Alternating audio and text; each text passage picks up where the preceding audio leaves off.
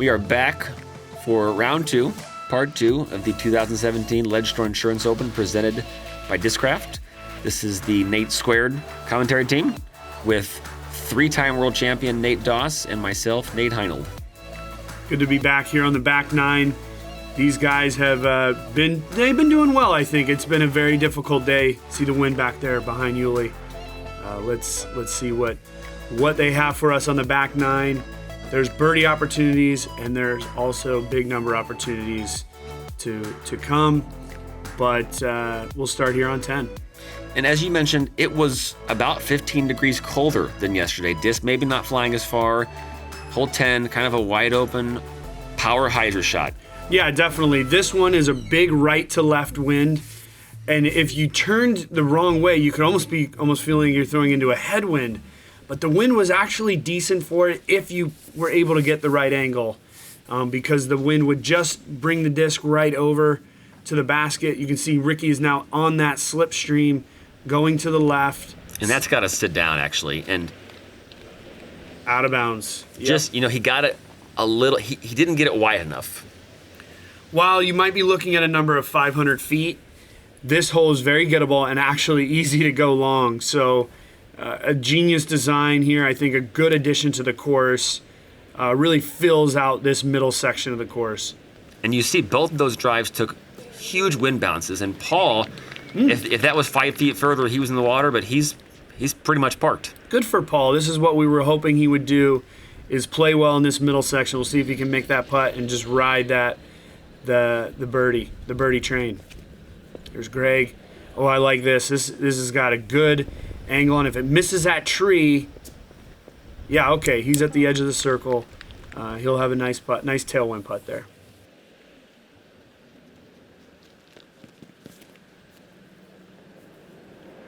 See, that may need to sit down.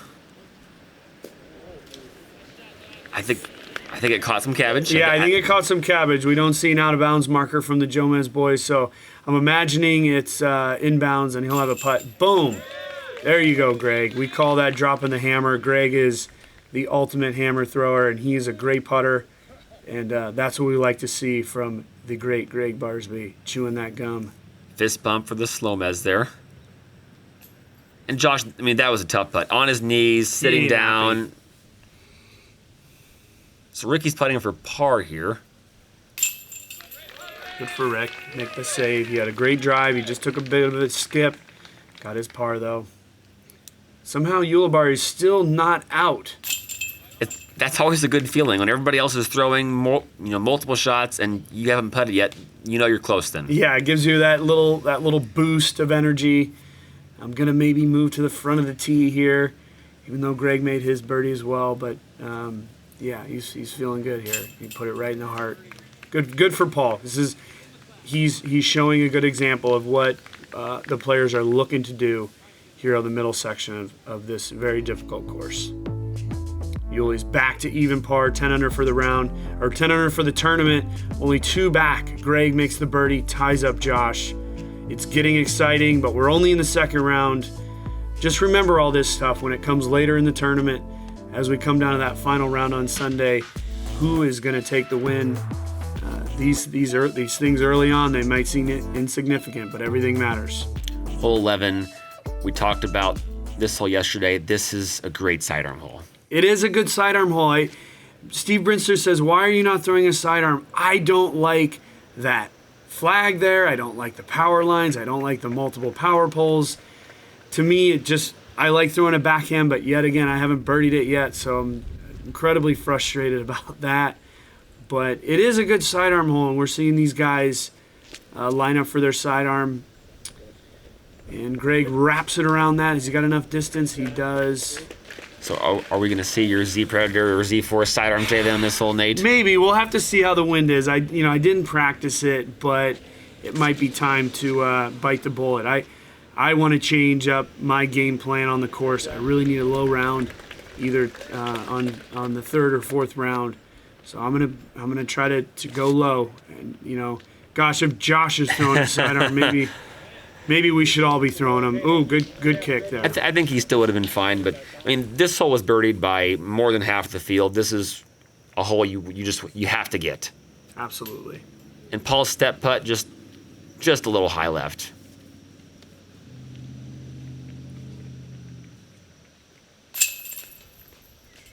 Good birdie by Josh.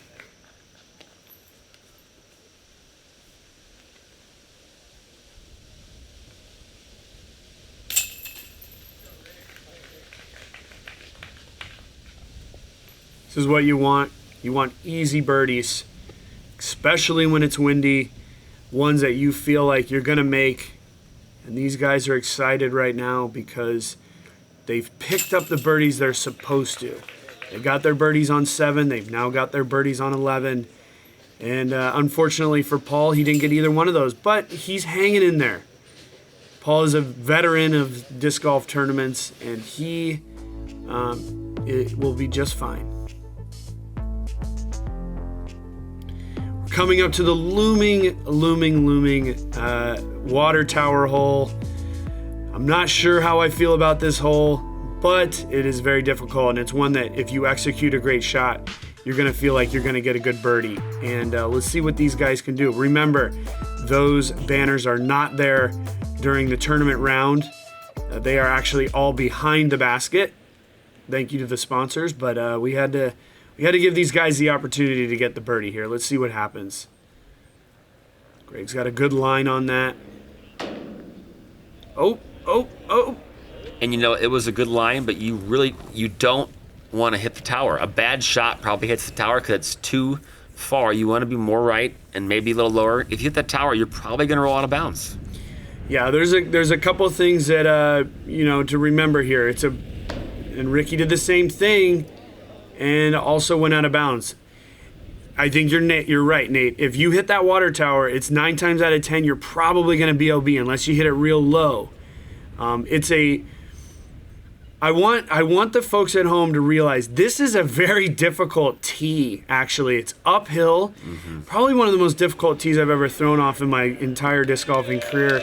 Good for Josh. He trusted his disc. Wow. Yeah, good for him. It's a headwind, slight left to right. But he trusted that disc, gave it the height it needed, and so is Paul. And those are the shots you want. You don't want to hit the tower up high. They got it far enough wide, and they're going to be rewarded with a 25-footer. Well, Gregg and Ricky are back to a very tough drop stone shot. Definitely. I in the round, I double bogeyed this hole. Wow, that's going to be an OB. He hit in bounds, so he'll actually be putting from there for 5. Let's see what Ricky does.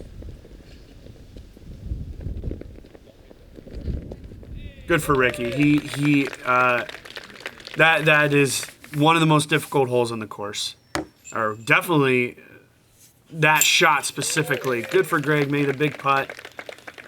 He's putting well, feeling good. That's a double bogey. He's going to be frustrated walking to 13, but it could have been worse. Could have missed that putt. Ended up with a 6. It's frustrating giving up 3 to your competitors. You're still playing your own game. But you're thinking about the fact that you just gave up 3 strokes on the lead card to 2 of your competitors. Definitely. And that happened in my round. I did 5 this hole. I went out of bounds off the tee, played more of a safe shot. Ricky, 13, please walk he's down not happy, but I think that might be his first bogey of the tournament. I can't remember if he's had, no, he did have one on hole 3, but that's going to be only his second bogey of the tournament. He did have a bogey-free round yesterday, so Ricky's still the one to watch.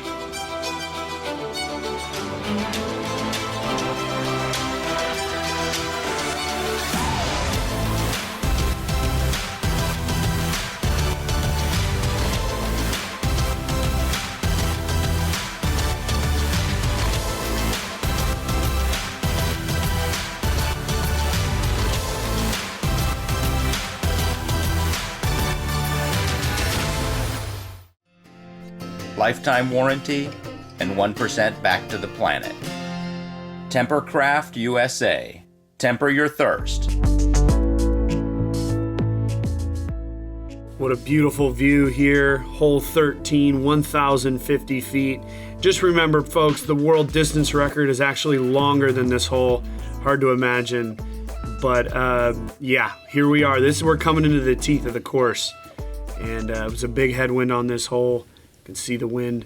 You can see the nearly white caps, not white caps just yet. This is probably my favorite hole in the course, 329 meters.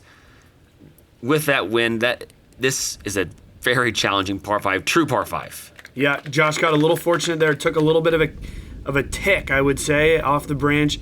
Kept him in the perfect zone for the next hyzer over the water. And that's what makes this hole intimidating, because the best landing zone is about 10 feet, maybe further than that. And he's perfect. That's perfect position. Got very lucky, I would say. Because 10 feet shorter, he could have kicked right back in the water and been going to the drop zone. And see, he's leaking a little bit. He's probably short enough where he probably has a hyzer. You don't want to go too far, and you don't want to go too far left. So that's what makes this, it's more of a placement drive. Yeah, we're seeing the lead card of the biggest tournament, one of the biggest tournaments of the year, the best players, and you're seeing these guys. That is a perfect shot. That's really nice for Gregg. He should have the hyzer from there. Now look at this wind. Josh is really have to just trust his disc, trust his line, and hit it. And I think he's done just that. It looks like it should be a nice one right there in the money landing zone, which it is. Yeah, from there he has maybe 350, 375. Great spot to be in for another big hyzer. Of course, I did play this hole as well, and even though we're playing into a direct headwind, and all 3 shots are over water, it's still the best way to go, and it's still a very birdieable hole. Those 2 guys are lined up for a potential birdie. Ricky does have a hyzer here, so he's going to take it. He's got some good height on it, should get back in bounds, and he should, let's see where it ends up. Okay, he's just fine. Yeah, that's anything in this side hole, folks, or side hill, is exactly where you want to be. You don't want to be too far left, because then you're blocked out. And they're all playing this hole the best way that you possibly can. Stay right, go for the basket. Yeah. Incredible. In the conditions that we're seeing, these guys are playing this great. And you can see all of their discs there in a try. I mean, they were all very close. They're in the garden spot. Mm-hmm. Yuli's not going to be happy with that. A little bit left, but the hill catches it. I'm sure he's inside the second circle. Might have a look at it. Ricky's got it a little bit wider, which is exactly what you want. Go in the basket. Oh! Jeez. What a phenomenal shot. That was amazing. We nearly saw an eagle here, which would probably be the only one of the week, but that was really amazing to see. We did see Gregg's ace. Besides that, there may not be any eagles. Oh my goodness. Oh. Josh he said, Ricky, I can do it better than you. Yeah, and I was hoping we'd get a FollowFlight here. This is literally the definition of a perfect shot. That went in. The line's through the basket, The Nate. line is through the basket, but it actually hit the ground perfectly and parked the hole. Easy birdie for Josh. Awesome. They're making this hole look way too easy, Nate. They really are. I have to say, this is really exciting. Now these guys are putting on a show. If Paul can make this, we might see a star frame on one of the more difficult holes. Oh, almost got it. A little left side. Get that putter over there, Uli. You'll start making them.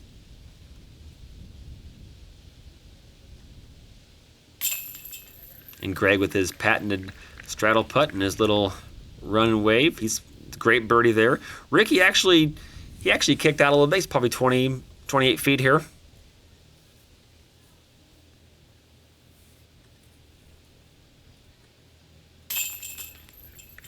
Yes, sir.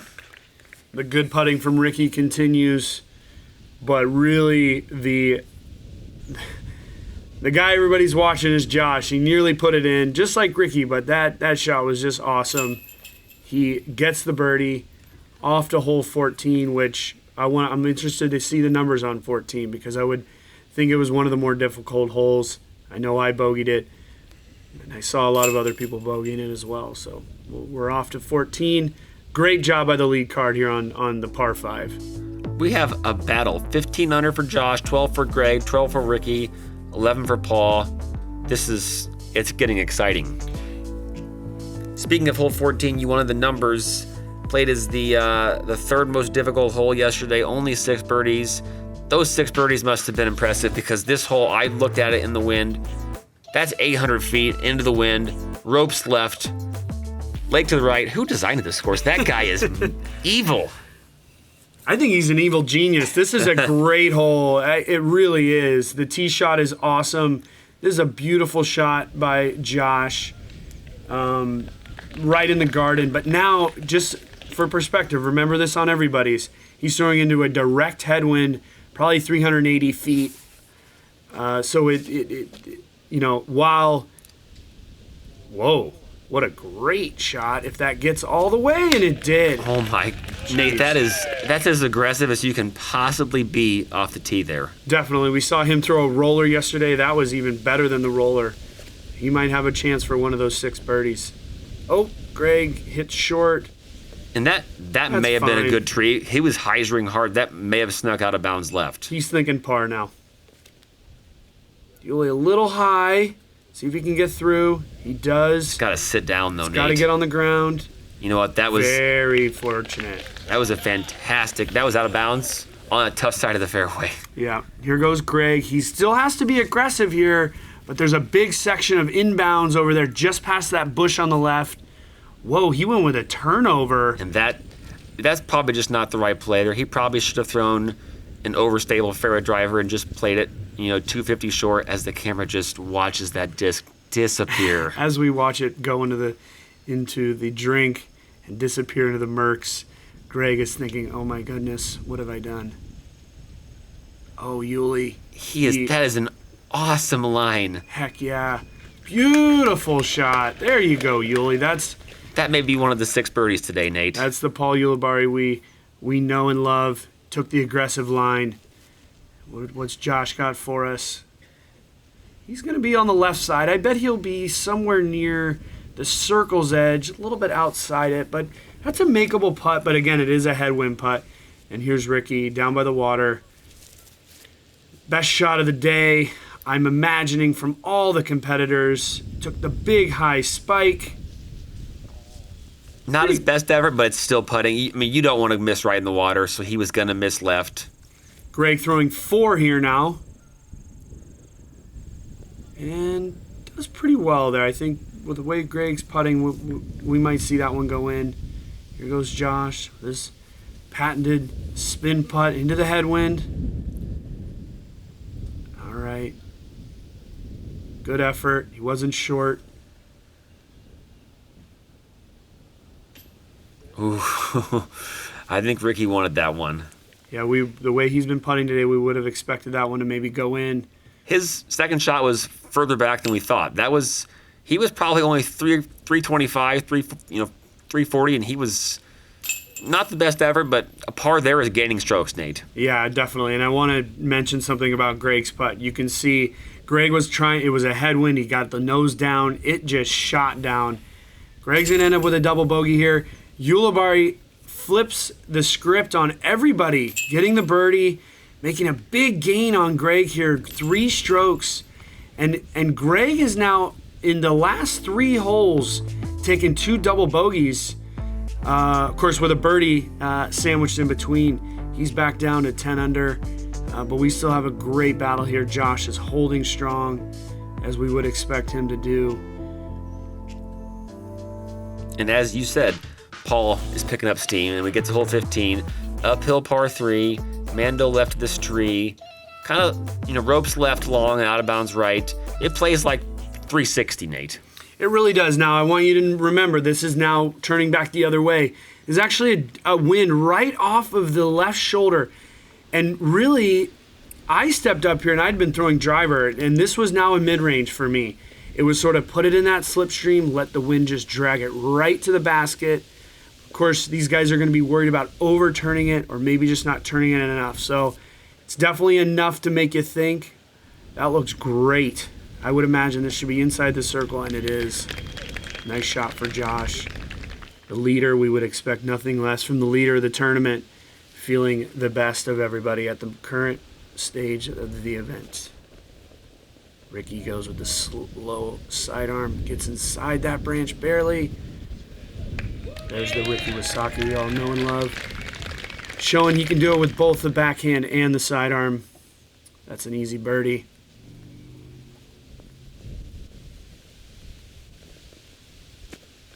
Knowing Gregg, he's a little hot right now. He's wanting this, and he's going for an awesome job. He puts it inside of Ricky. That's a bullseye. Yeah. That was that's a tough sidearm up that hill with the wind. Not many players can get the sidearm that far up the hill, Nate. Definitely not. Those guys put it perfectly inside that branch. See if Josh can get his, extend his lead, or at least keep it, and he does. Good for Josh. You know, Josh has been around a long time. He had to take some time off due to some personal issues, but it's good to have Josh back playing like the Josh Anthon, like he never left. And it's good to see him on the lead card, and he's a great friend of mine, known him for a long time. Good to see him playing well. To come here and lead this tournament, this has a world championship type field. Almost all of the best players are here. You have to play 1060 plus golf to probably win this tournament, Nate. It's looking like that's the case, and we'll see how the next 2 days treat these players.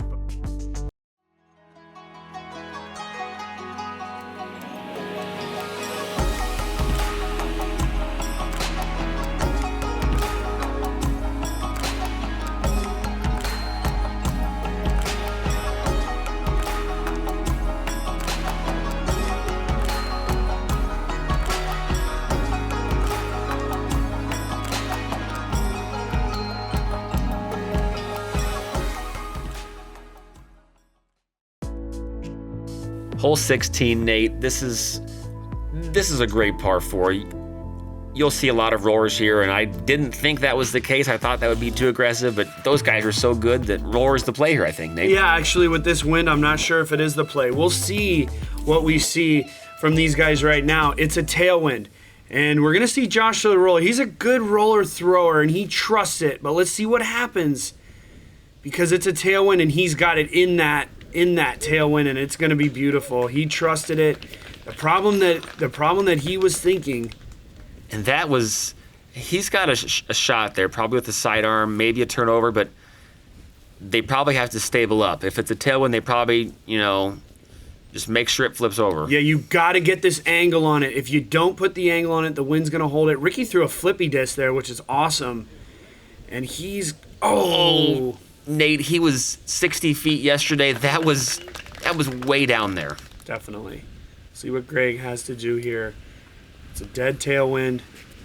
He's going to go with the roller as well. Puts it a little inside. Now, this could be a problem. Oh, that is. Unless it holds up. If that holds the line, he is way down there. Stay out of that bush. Stay out of that bush. This is the issue, you guys. And that's going to be dead. He's going to be laying on the ground nearly. That's the issue that you're worried about. All right, well, these guys proved me wrong. Good for them. 4 rollers. Now, that one's got to sit, though. Nate, that one's going to... And you just said it. That's the problem with the tailwind there is that it's pushing towards... I wouldn't say it's a bush. That's a wall. A wall, yeah. And you get into a head of guy. In my group, get in there. He said it was the worst lie he's ever had in his career. And... that's a great shot from Ricky. Good for Ricky.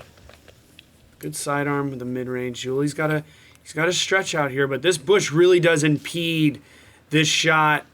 Just inside the second circle, downhill putt. 55 feet. Yeah, it's probably going to see a par there, but you never know.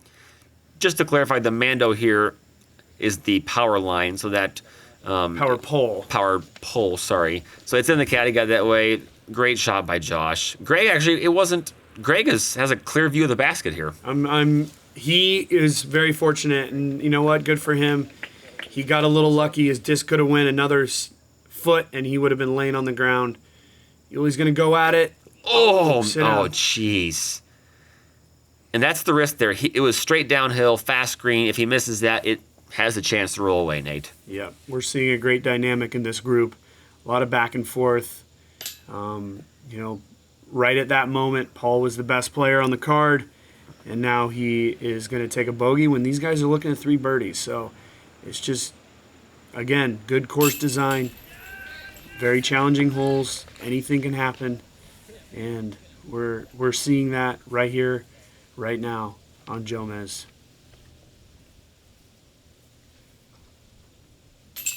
These guys made it look pretty easy there. I mean, Gregg was 120 feet from the basket. Yeah, now I'm wishing I would have thrown the roller. Maybe would have got a birdie. I ended up parring this hole, but Paul's not happy, but he's actually done well for himself in this round for how he started. He just got to finish strong now. We got the famous island hole coming up.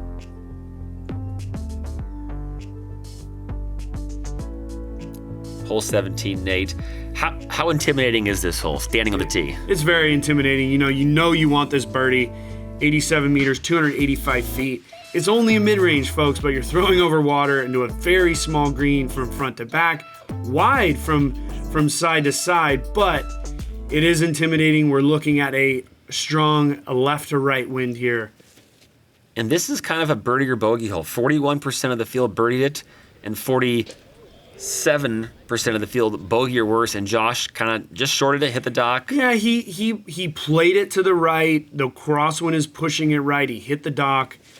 He's going to be going to the drop zone. Ricky's not happy right off the bat, but let's see if it makes it, and it doesn't. He could tell right away. I mean, that was short. Definitely. You always got to look to the player for their reaction. They know best. He told us what we needed to know. Gregg with the sidearm. This is going to be getting pushed. It's got to sit. Yeah. I don't like the sidearm there Not just with that because of the wind. Yeah, not with that wind. If the wind was going the exact opposite way, it'd be a great play. But So Paul's got a chance right here, Nate, to take 2 strokes. Flip the script yet again, and does he? He does. Good for him. And that's the beauty of that hole. You get a chance to make up some strokes, Nate. Yep, absolutely. Now Josh is throwing a direct headwind upshot. Throws a sidearm. Interesting play from Josh. Maybe it was just the way they were feeling or how strong the wind was. Ricky does the same thing. I mean, that drop zone is not an easy shot there, but Ricky about put that out of bounds, Nate. He did. And that's, they're probably making this adjustment due to the headwind, and Ricky got it a little up, but, he got lucky. And that's, you need that. Again, in the wind, you just need to be fortunate. We as players, we make our own fortune. And Ricky has done that. He's got his bogey. We're actually going to see something that's pretty awesome here for Paul Ulibarri. He has definitely flipped the script on the guys. He took a bogey on the last. They all birdied it. He birdied it. Now he's back to the front of the tee, and his good hot play on the back 9 continues. That's what Paul needed. I mean, he didn't need his competitors to bogey, but he needed a birdie there. This is a tight battle. 16 under, 13, 12, 11. Nice and bunched. Yeah, I was coming off the course yesterday. I shot a 1 under par. I was feeling bad about myself, but only because I felt like I had more in the tank. I think I could have done better. But to look at these scores, these are the best players in the tournament. They're leading. I know Paul Macbeth is behind them, driving forward hard as well. I'm sure he's coming up behind them. But they've done a great job. Under par on a day like today is awesome. Now this is a left to right wind. We'll see if this actually stays in bounds. Oh. I think he's okay, as we saw somebody putting a swing on his head, so he may have to get that out of Paul's way. I like this play here, Nate. I like the roller here. Josh put it down on the perfect angle. That wind is drawing it up the hill. Hopefully the hill slows him down, and the tree does it for him. Ooh, tough stance. That was going to be perfect and just kind of tough lie. Yeah. Interesting, I was in the 4th group. None of us threw rollers. We didn't trust the wind, and these guys are trusting it. And, that actually saved Ricky. I bet you that disc was going to be out of bounds. Had a lot of heat going up the hill. He was flying. Yeah.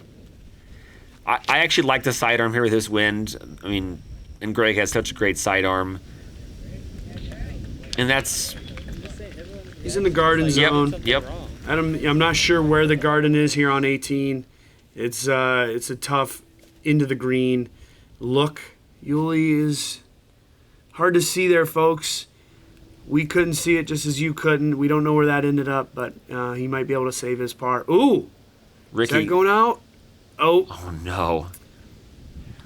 I'm going to guess that's out of bounds. We haven't got an indication on our scorecard here, but we'll find out at the end. But that looked like it was going to be out of bounds, but maybe that good fortune stayed on Ricky's side, and he...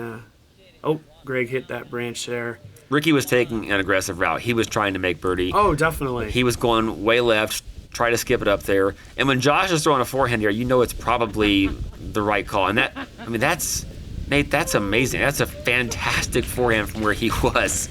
I'm gonna have to talk to Josh on the warm-up field today. What's he been practicing, man?